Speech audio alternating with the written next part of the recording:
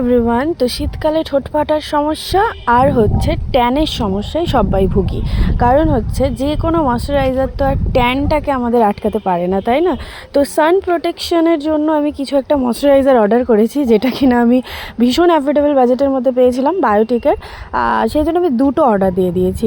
আর লিপটাকে যাতে একটু সুন্দর করা যায়, না ফেটেও যায়, আবার একটু টিন্ট একটা রেডিশ লিপ কালার আসে, সেই জন্য বিটরুটের আমি একটা লিপ বাম অর্ডার দিয়েছিলাম। সেটা হচ্ছে এইটা, দেখতেই পাচ্ছ, ভীষণ সুন্দর কিউট প্যাকেজিং, গুড ভাইবসের।